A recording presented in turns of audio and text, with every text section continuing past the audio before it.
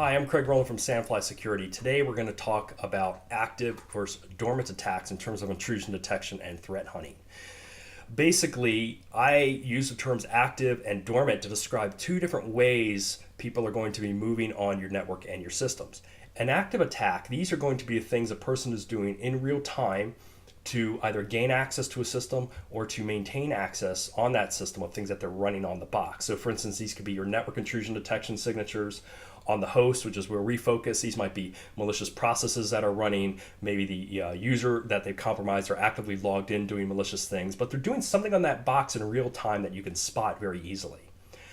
Dormant attacks, however, are a little bit more difficult to find. Dormant attack is basically things that the intruder has already done to maybe pre-place binaries and hidden directories, or to pre-place stolen SSH keys and credentials that they can use later. These are basically things that are not active on the box as you're looking for them. They're just waiting to be used by the attacker. Classic examples of dormant activity are basically persistence mechanisms that attackers leave behind. So if you kick them off a box, they have multiple ways to get back onto it. These are going to be your dormant attacks.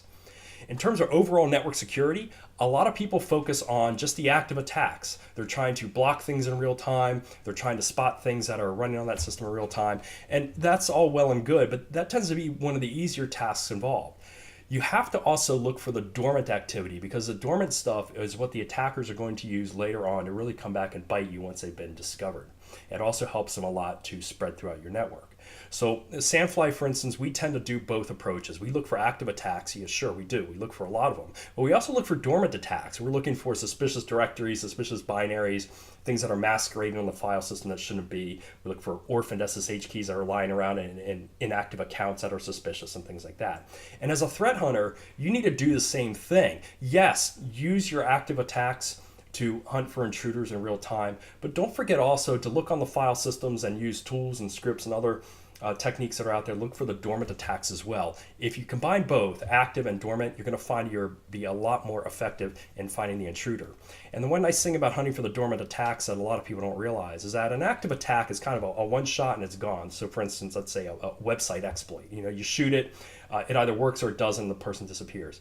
But if you find evidence of a dormant attack, like let's say again, the hidden directory or hidden binaries are left behind or hidden SSH key, you could take that from that dormant attack without the attacker being around.